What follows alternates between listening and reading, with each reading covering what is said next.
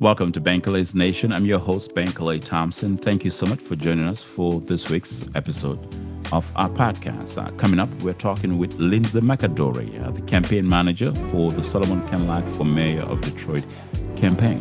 What is the road to victory for Pastor Solomon Kinloch to become the next mayor of Detroit? Well, we have Lindsey McAdory, a son of the American South and a veteran national campaign strategist who has led 87 successful political and issue-based campaigns, including most recently the successful campaign of the mayor of Birmingham, Alabama, Randall Woodfin. Lindsey McAdory is here to explain. Stay with us right after this break.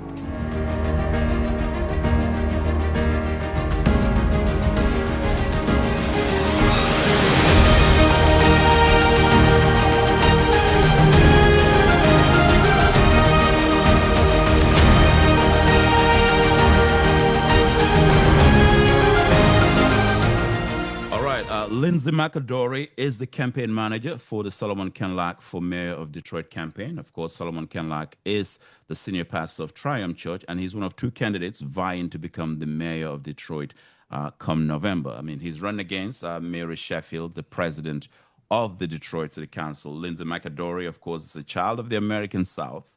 Holds a BA in computer information systems and an MBA. He's a veteran national campaign strategist and has led 87 successful political and issue-based campaigns, and most recently was behind the successful campaign of Randall Woodfin, the mayor of Birmingham, Alabama. Thank you so much, Lindsey, for being here. Thank you. Thank you, Mr. Thompson, for having me. I don't want to begin. I guess the question on the minds of many Detroiters is the road to victory here for Pastor Solomon Kinloch. Flashback to the primary.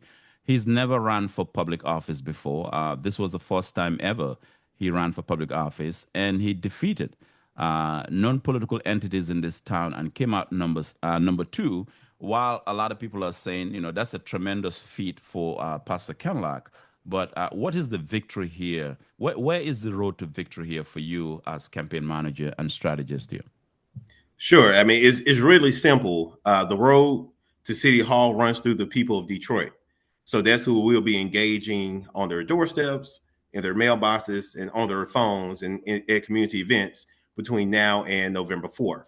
We understand that people in Detroit have been overlooked, underengaged, and that shows up in the policies that are rolling out of City Hall each and every day.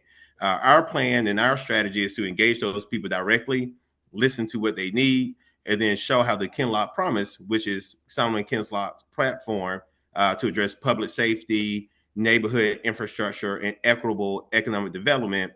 We want to just show people how his plan will greatly benefit them and their neighbors. And I think if we do that, we'll be very happy on November 4th. Right. And I did see the Kinloch Promise. You released it, of course, in the wake of the recent stats that puts Detroit, not Birmingham, Alabama, Detroit, as the nation's highest poverty city when it comes to cities with a population of more than 500,000 people. That is not is not a mark of pride. That is a sober reflection, I think, for the people of Detroit at this point, to have this city become the nation's highest poverty center for cities with a population of 500,000 or more. Does that make the case for the Kinloch campaign? Because you've been running as the underdog, but also you've been, raising this issue of poverty and economic inequality. Well, it sounds like the media is finally catching up to the campaign. Numbers don't lie. We've been saying from the very beginning, Mr. Kinloch's been saying from the very beginning that this city is hurting, that it has a poverty problem, that it has a housing problem, that it has a problem with equitable economic investment. And now the stats and those reports are coming out showing that he was right all along. I don't worry about being the underdog because Solomon Kinloch has been an underdog his entire life. You're talking about someone who grew up in the worst type of poverty, living in a home for a little while that did not have utilities. So he uniquely understands what it's like to go without. And he's going to be a fighter for those people, for all of Detroit, but especially for those who are currently being underserved. Moreover, whenever you talk about poverty, you have to bring up public safety.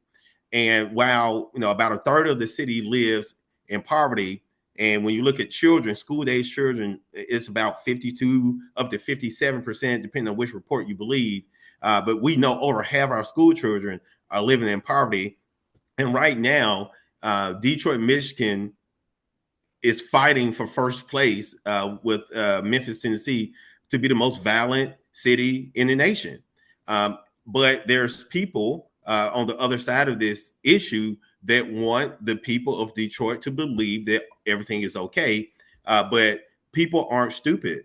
Solomon Kinloch, for the last 27 years, has been giving back to this community. So he doesn't necessarily need a report to tell him what poverty looks like, what public safety looks like. He's unfortunately standing over those caskets, giving those final words to and comforting grieving families. He's distributing food and laptops and other essentials, connecting Detroiters with jobs, because, not only because it's the right thing to do, because no one else stepped up to do it. So we're really proud of the work that he's done and really excited about what he will do when he gets to City Hall. You know, it's interesting you're saying that, and I want to bring up his opponent, Mary Sheffield, the president of the Detroit City Council. And just for, her supporters have reached out to me to have her on this podcast. We invited Mary Sheffield on this podcast for 3-4 weeks ago.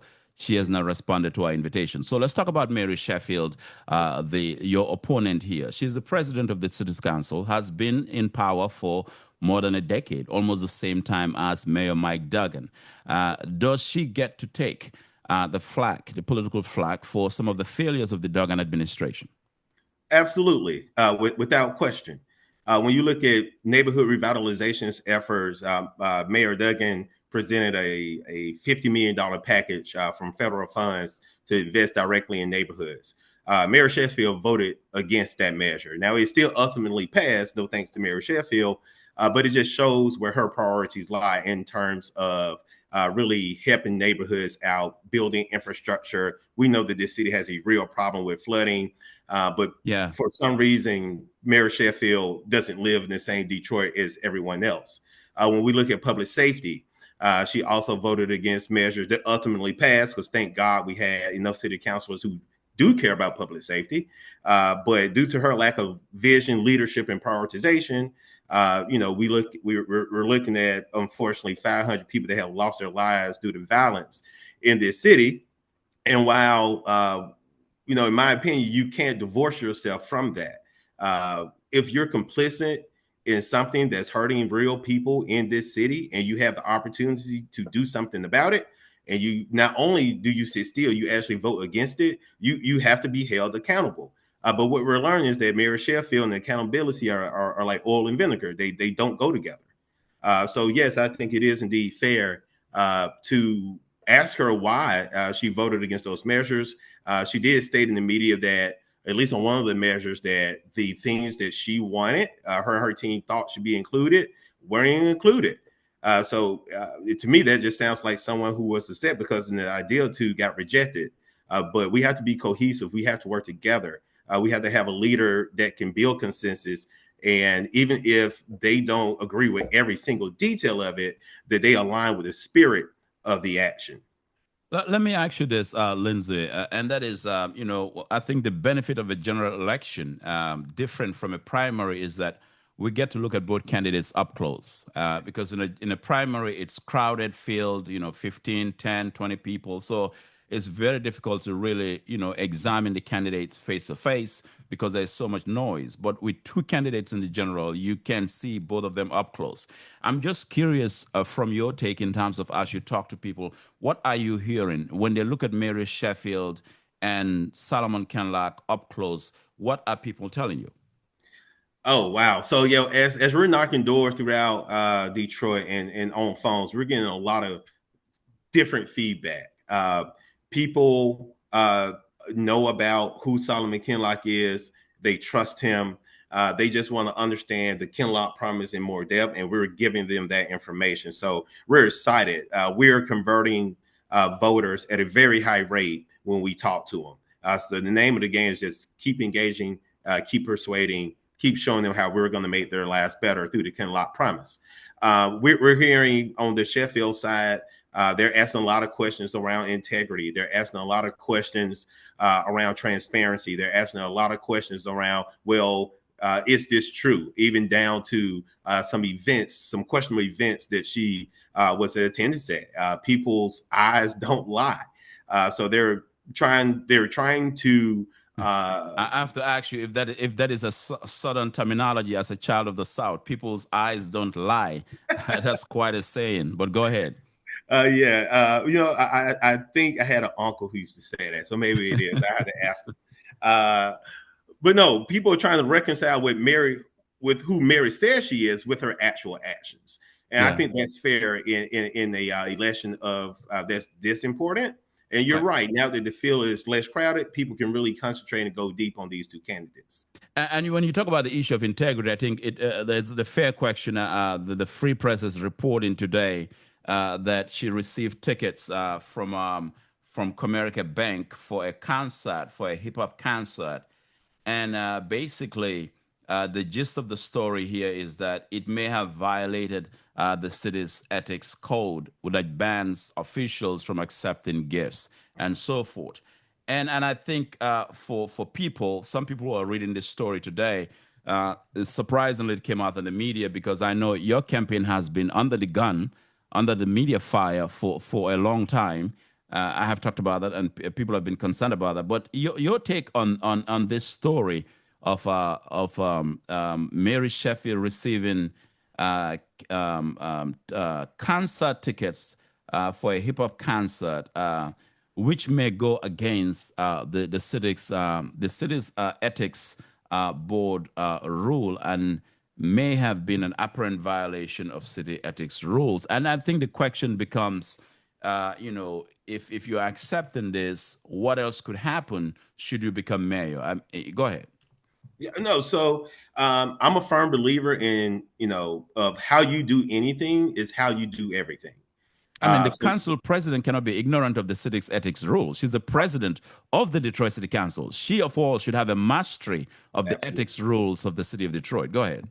See, I mean, Detroiters aren't stupid. This is very clear. The rule says you absolutely cannot, under any circumstances, accept gifts from corporations, people who may do city with the business with the city, or people who are currently doing business with the city.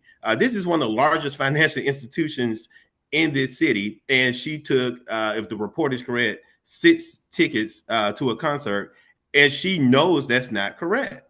Right? I mean, this isn't complicated. You don't need a law degree from Harvard to figure this one out. She's dead wrong, and she's caught red-handed. But just like she's always done, she's ducking accountability. And it's fair for the people of this city to ask why. And it's much bigger than a few concerts to the Jeezy concert. I mean, it's much bigger. When you look at her history, she has a track record of doing things and then hiding, right, and not taking accountability.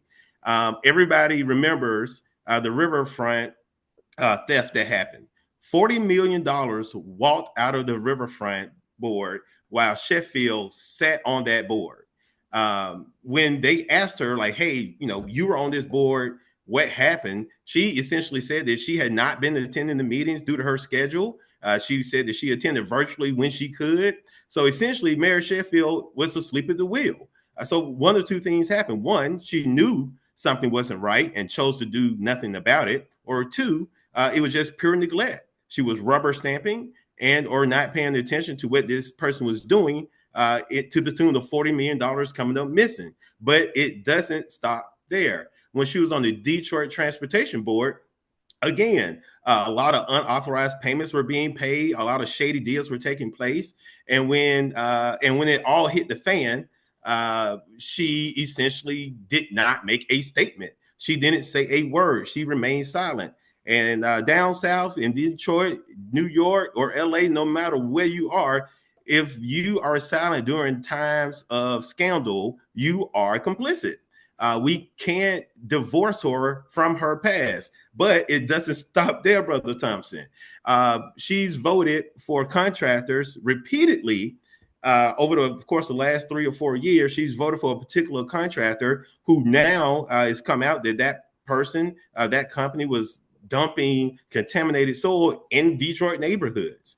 If you look this person up, a quick Google search, right, just 5 minutes of research, you'll see several lawsuits filed against this company for shady business practices. Several.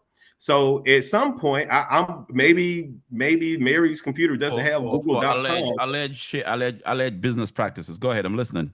Sure, yeah. So maybe she doesn't have Google on her computer like the rest of Detroit, but I think it's the city council's president's job and any informed elected official's job to vet the companies that the city does business with. This isn't the first time that this company has unfortunately been caught up in things that do not promote transparency and honestly just the right way to do things. Had somebody taken just a few minutes and research this company, maybe we would have avoided dumping poison soil for our kids to play on top of. And the list goes on and on. So let me ask you then. You're making the case against the Sheffield campaign here, and people are saying this. I'm hearing this in the community. She's president of the city council. She cannot claim ignorance of the rules. This report in the Free Press about the tickets, the hip hop tickets to the hip hop concert, just crystallizes or underscores that being on the board of directors of the Riverfront Conservancy, where William Smith was convicted of theft, over $40 million and so forth. All of those things, ignorance of the rules, as I say, it's no excuse. But I'm just curious in whether you feel that people, the masses of people who are going to either select Solomon Kinloch or Mary Sheffield as the next mayor, is this information getting through them? Can they decipher? Can they delineate? Can they make a distinction in terms of who has a real agenda and who doesn't? No. So I think the voters of Detroit are very smart people. I think when presented with the facts in a way that is unbiased, I think they'll be able to make a decision about who they want to lead the future of Detroit. Do they want a person who has 27 years of a consistent track record of giving and investing directly into this community? Or do they want someone that it seems every year or two there's some conspiracy, there's some toxicity around their name, be it in this case concert tickets or her voting to award over $1 million in towing contracts to companies that were not registered with the city, right? Companies we can't track. So there's always something with Mary. And I hope that our media partners are able to report on it in a way that really shows the public the truth in an unbiased way so that people can make their own decisions. And I want to just let I think our listeners and viewers of this podcast know that the company in question is, and this came from the Office of the Inspector General that announced on September 11th, Gayanga Company LLC and its owner Brian McKinney are stopped, prohibited from receiving new contracts or performing demolition work while an investigation is underway. The interim suspension, effective immediately, will last up to 90 days or until the Inspector General decides whether the company should be formally debarred from, doing business with the city. The OIG launched its probe on June 5th after receiving allegations that Gayanga had been hauling soil from the redevelopment of Nutland Mall in Southfield to Detroit neighborhoods. The agency ordered testing of dirt at various Gayanga sites across the city. Results showed 33 of 41 properties, or more than 80%, failed to meet the state residential standards, according to the Office of the Inspector General. And this is involving the company, Gayanga Company LLC, and its owner, Brian McKinney, which is what you're referring to, Lindsey McAdory, Kinloch for Mayor campaign manager. I want to go into the media question here because, and I've been meaning to ask you to have you on this podcast to talk about this because your campaign has come under remarkable, unprecedented media fire, media scrutiny. And I've given analysis on this podcast. In fact, in one of my episodes, I said the next scrutiny might be whether, what kind of omelet is Solomon Kinloch eating in the morning? And why is he eating this omelet? Is it egg white? I like my omelet egg white. Well, I should not be often telling folks how I like my breakfast. But my point here is that you've come under unprecedented media scrutiny. which many people, including myself, believe that it's unfair. The Sheffield campaign has not come under any kind of serious media scrutiny. Your take on that? Do you believe that the media has decided at this point in time, and of course that means Fox 2 Detroit and other outlets in this town, they have decided that Sheffield is their candidate? Do you believe that? Well, I like to reserve my feelings on that, Okay. as to not rock the boat with our media partners. But I will say this. We Um, rock the boat on this podcast, by the way, Mr. Lindsey. But so if you're coming here, you're gonna get this is the Bankole podcast. But go ahead, brother. Got it. Understood. Understood. Right. Um, I'll compare it to a basketball game, Okay. right? If this was a basketball team, and the refs were, not calling the charges, letting them get away with fouls. But when we, breathe on their point guard hard, we're getting technical fouls. You can sit and cry about how the refs are officiating the game, or you can just work harder. So what this campaign is doing, we're not going to cry about what the media is doing or not doing, but we're not stupid. I don't think the people of Detroit are stupid. I think everyone kind of sees what's going on here. But as a campaign manager, I can't spend time and energy worrying about what the refs are doing. We have to just keep taking our message back to the people. And if anything, it just motivates us that much more, because when you have forces to that magnitude working against you, you know that you must be doing something right. So we're going to continue our fight. We're going to continue taking our message directly to the people. And we're going to make sure that people like the woman we met on the city's east side, who was living next to an abandoned house and with two small children, and she's afraid to let her kids go outside. And she woke up one morning to her sister's car windows being busted out by a squatter that was living in that home next door. That's whose endorsement we want. That's whose attention we want. And so as long as we're doing that doorstep by doorstep, phone call by phone call, I'm confident that no matter what any entity does against us, that we will prosper. So I take it that you're not expecting any kind of obviously in the primary, the no media outlet endorse your candidate Kinloch for mayor. I take it that in the general, you're not expecting a mayoral endorsement from the media, or are you seeking one? Our goal is to get the endorsement of the people in this city that believe that Detroit deserves better. That's the number one endorsement we're seeking to get. Anything that comes along, I guess we can call it icing on the cake. But our strategy does not, the path to victory for us does not run through a media endorsement. It does not run through a corporate endorsement. It runs directly through real Detroiters who are living in the same city with us, not the imaginary city that some want you to believe that exists. Now, if you're choosing not to go through the route of media endorsement, obviously that's unprecedented, because that would mean that no political candidate in recent Detroit history has flat, rejected or said basically we're not looking for media endorsement, we're looking for the people's endorsement. I want you to expound on that in the context of the people that you're meeting, you said, who live next to abandoned homes, and why you feel that their endorsement is more important than being in an editorial board meeting, or asking a certain media outlet to come out and wrap their arms around you, as they've done with the Sheffield campaign. Well, we believe if you do what you've always done, you'll get what you've always gotten. We're not seeking to have the elites of the city embrace us. Um, Solomon Kinloch will be a mayor for every single Detroiter, whether you work at the biggest corporation, if you have a small business, if you're a bus driver in this city, a waiter, no matter what you do, big or small, because every single person in this city contributes to Detroit's successful future. Um, but we believe, and Solomon Kinloch believes, that we must put investment and prioritization in places that benefit the masses. And right now, that's not being done.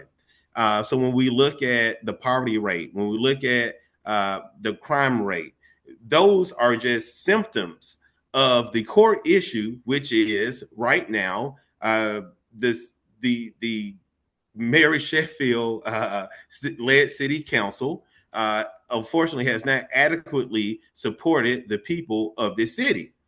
So our goal is to let people know that they are being heard.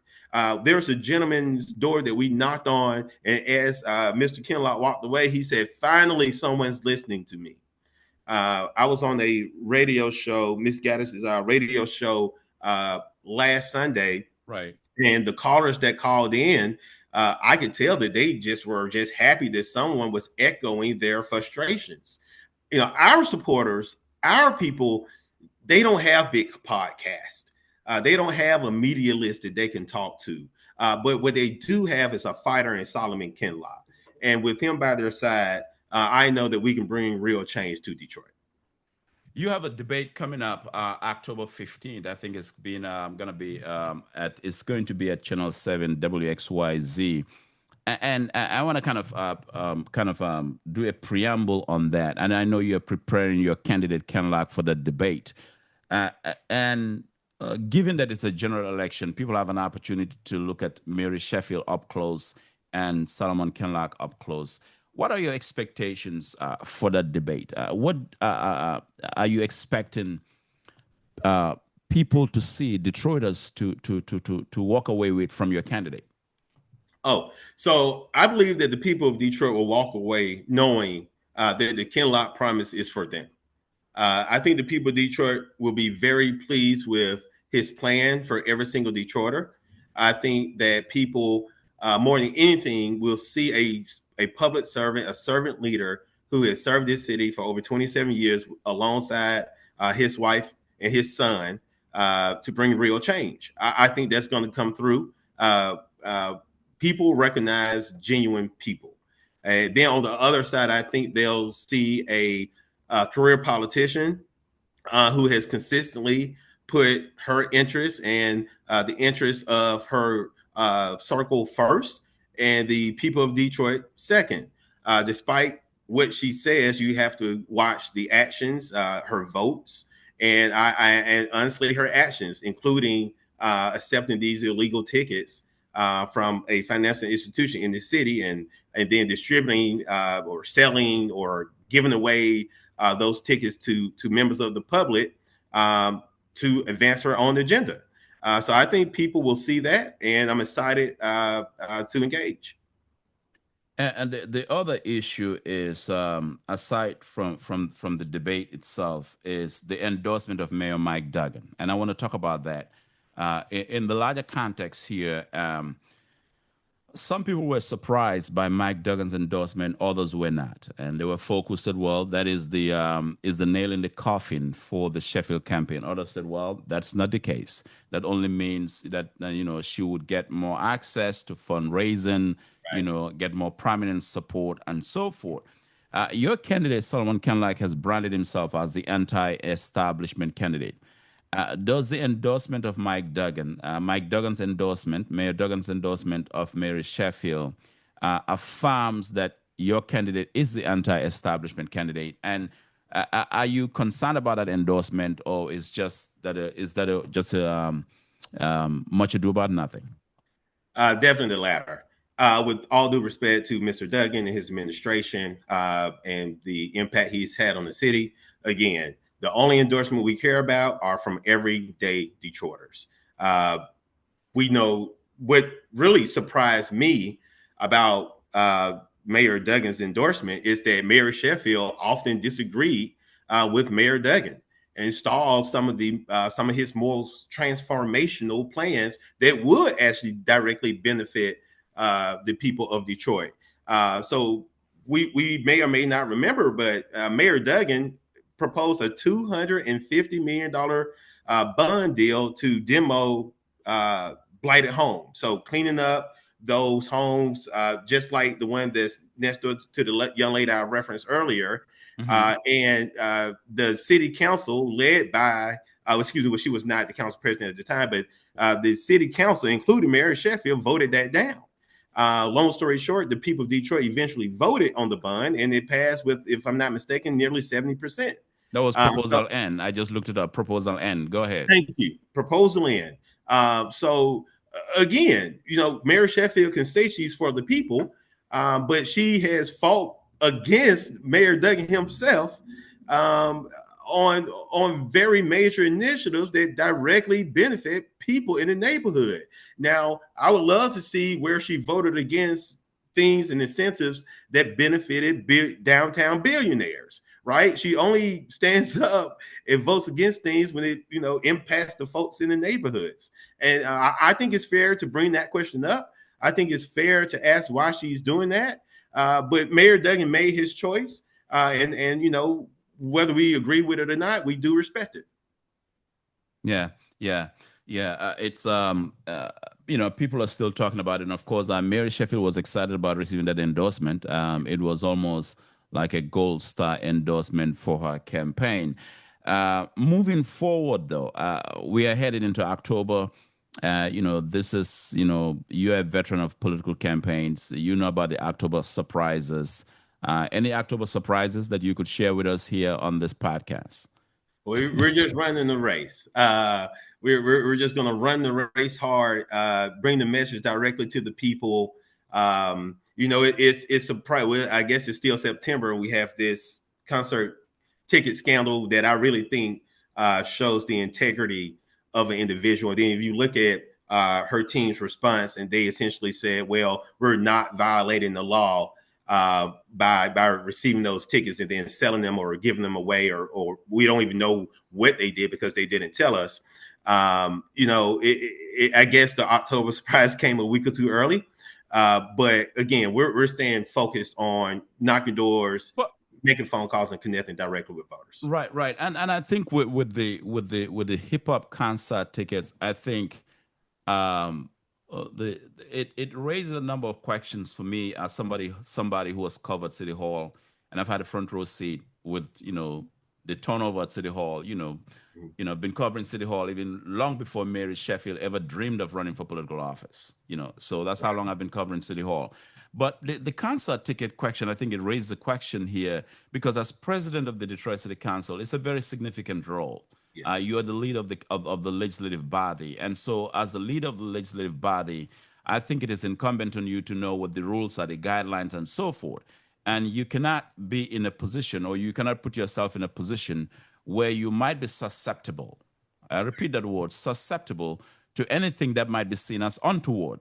And in this case, if, as the Free Press is reporting, that these tickets may violate or could violate ethics code and so forth, then the question becomes, doesn't the council president, Mary Sheffield, know that? Shouldn't she know the rules, and so forth? Yeah, I mean, absolutely. And I don't think it's a matter of ignorance. I think it's a matter of disregard of the rule of law, plain and simple. She's been in an elected position for 12 years. I've never been an elected official before, and most of the people in Detroit have not been an elected official. But it's common sense that you can't take gifts, be it cash, concert tickets, a car, or what have you, from entities that have done or may do business with the city of Detroit.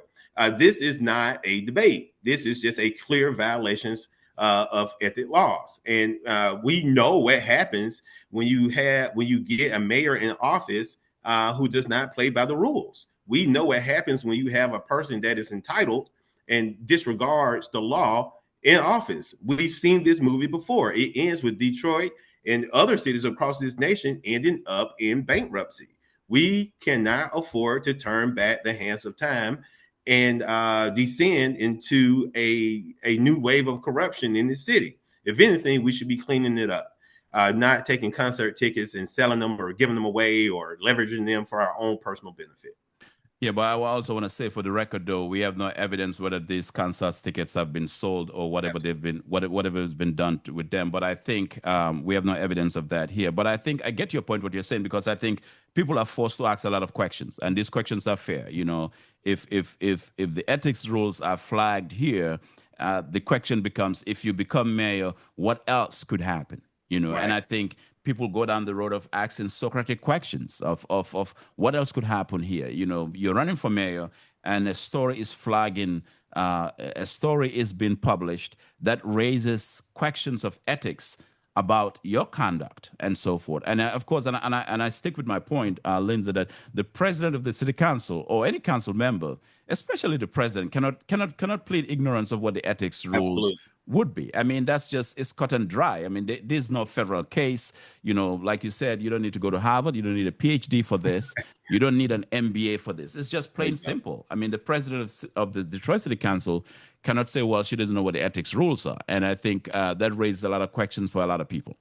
Absolutely. And, at the end of the day, what we know for a fact, right? Here's what we know 100% fact. We know that Mary Sheffield was fully aware of the rules in regards to receiving gifts as the elected official. One. Two, we know that she ignored that rule and received, if the reporting is correct, 6 concert tickets, including 2 suite tickets to this particular concert.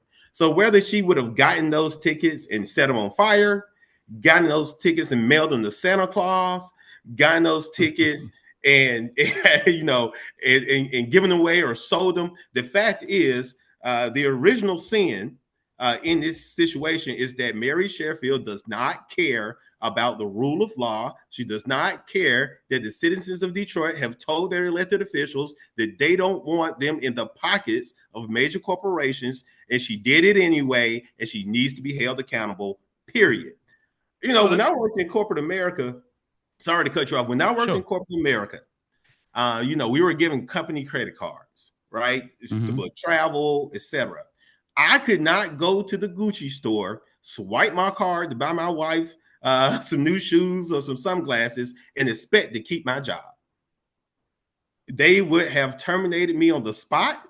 I would have been held accountable, and that's all we're asking for. If it is true, which I don't know how it's not, if it is indeed the case that she took these tickets, she should be held accountable to the highest extent of the law. It's just that simple. So I want to read for our listeners and viewers of this podcast what the city charter says, which is the city's own our local constitution. It says, a public servant, I quote, a public servant shall not accept gifts, honoraria, or thing of value from any person or entity doing business or seeking to do business with the city, is seeking official action from the city, has interest that could substantially that could be substantially affected by the performance of the public servant's official duties, or is registered as a lobbyist. Comerica Bank, according to the Free Press, used to do business with the city and still has offices in Detroit. And I also want to read what but anyway, let me stay with the city charter because that's the constitution. It makes it very clear. So are you expecting that there'll be a full probe of this issue? Well, yes, absolutely. We're expecting that we trust in the ethics board. We trust in the city council to hold one of their own accountable. I believe that most people in Detroit are not like Mary Sheffield. I believe that most people in Detroit have integrity and do the right thing. They wake up, go to work every day, play by the rules, come home and take care of their families. So I am hopeful that the authorities, whomever they may be, the appropriate entities, will look deeply into this matter and not sweep it under the rug. And whether this was campaign season or not, this issue deserves attention. We know what happens when good people sit by and let bad people do bad things. And I want to say here, this Free Press story, the Sheffield campaign believes that the gift ban does not apply to Sheffield because the city no longer does business with Comerica. That's what the Sheffield campaign is saying. The city no longer does business with Comerica Bank, so this doesn't apply to the candidate. But as we move into October, Miss Lindsay here, talk to, and as we round up this interview as well, talk to our viewers and those what we call the silent majority in Detroit. There are a lot of people who feel dejected, feel abandoned, feel like their voices are not being heard. And they will tell you, we don't believe in politicians. They run for office and say the same thing over and over again and do nothing for us. We see them time and time again taking care of billionaires and those with deep pockets in downtown and so forth. So why should we even be engaged in this political process why should we be engaged in the November 4th election? Can you speak to the Detroit's silent majority? Absolutely. What I can say is that we hear you and we see you. Solomon Kinloch, while you may look at him now and see this prestigious person who's done a lot of great things for the community, but that's not how he started. Solomon Kinloch's childhood was riddled with a lot of obstacles that he was able to overcome. And unlike some, he's never forgotten where he came from. So, to everyone that listens to this podcast that feels like city government and federal elections always seem to miss who they are and what they need, I want you to know that in Solomon Kinloch, you have a true representative, a true fighter that's been standing with you side by side for 27 years. And now we have the opportunity as a city to put him in the position to benefit every square inch of Detroit, starting with the people that need it the most. So that is his promise. That is his pledge. And you can look at his works and you will see all the great things he's done for everyday Detroiters. And final question is that Solomon Kinloch is the first minister in recent Detroit history that has gotten this far. Others have run for mayor but never ended up in the general election. He's the first minister in recent Detroit history that has gotten this far to number 2 in the run-up to the general election. And there's been some what I call political skirmish, if you will, in some quarters about, oh well, we can't have a pastor be mayor, quote unquote. He just needs to focus on running his church, his big church, and so forth. We can, have a minister as mayor. I mean, how do you respond as campaign manager to that? I mean, and I ask that question knowing that you come in from down south, where ministers, during the civil rights movement, led some of the most important and successful political campaigns in history. Talk about that. Sure. So every major social or political movement in this nation, dating back to the Niagara movement in 1905, Right. has started with the Black church. Right. The Black church is and always has been the heartbeat of civic and political engagement. And while we know that people can get their information from a variety of sources, I don't think we should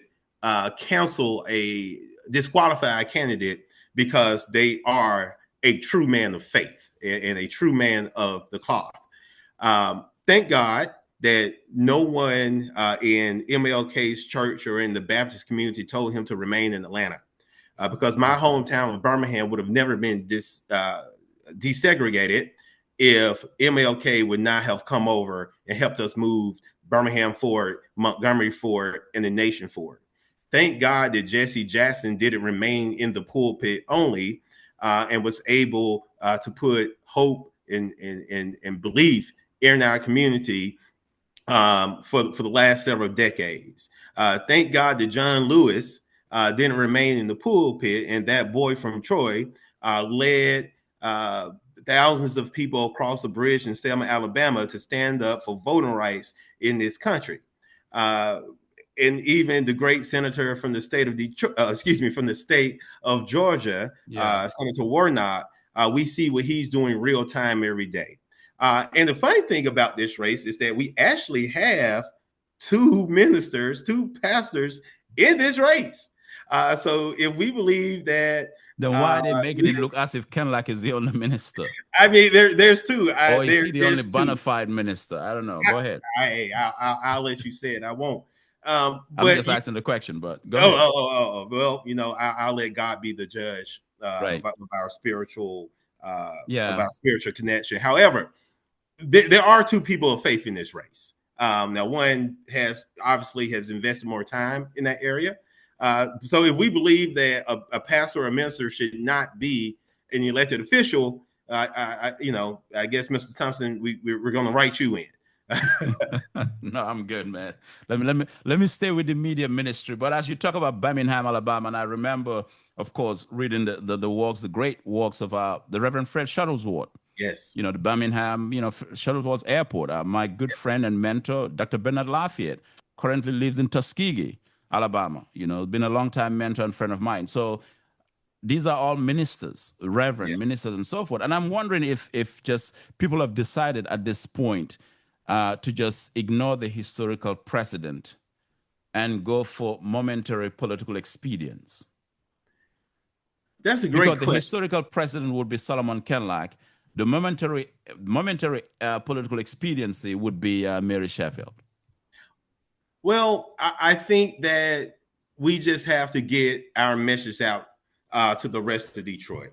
Every person we touch listens to us. The campaign team and I were driving downtown Detroit, leaving one event, headed to the next, and we looked over and saw a couple of hundred people at what looked to be a food truck festival. So we literally stopped the car, we jumped out, we went to that crowd and we started engaging the public directly. And I've done this work throughout the Southeast and across the nation. And, it's a little intimidating walking up to strangers with a palm card in your hand saying, hey, I want to tell you about my candidate. But when I say that the people at that food truck festival were very receptive, I mean, we were welcomed by them. They listened to us. They wanted to learn more. We even got a few folks to volunteer on the spot. And people kind of waited on us to come to them. In some places, we go and it's almost like a telemarketer calling you. They run away. But it proved to me that that group of people, I say they were between the ages of 25 and 45. They wanted to be engaged. They wanted to hear somebody with a plan. They wanted to know that someone cares about their future. So we're going to keep doing that. We're going to stay and be disciplined to our strategy. And we invite everyone to visit kinlochformayor.com. Click the volunteer link, help us knock doors, help us make phone calls, help us host events. We also have a new campaign out called Weekly to Win, where we're asking for just small dollar donations once a week to help push us over the finish line. So if you go on our website, you click donate, you'll go to our donation page, you type in whatever amount you want, $10, $20, $25, and click recurring, and you'll donate to the campaign every week until the election is over. So that's the best way that you can help us move this city forward. And we certainly appreciate every single prayer and supporter that we have. Well, thank you so much, Lindsey McAdory, for being here. Thank you. Thank you for having me. All right. Lindsey has led 87 successful political and issue-based campaigns, a veteran national campaign strategist, and most recently was behind the successful campaign of Randall Woodfin, the mayor of Birmingham, Alabama. I'm sure we'll be talking more on the campaign trail, especially as we head into October. Yes, sir. I'm looking forward to it. All right. Take care. All right. Thank you. All right.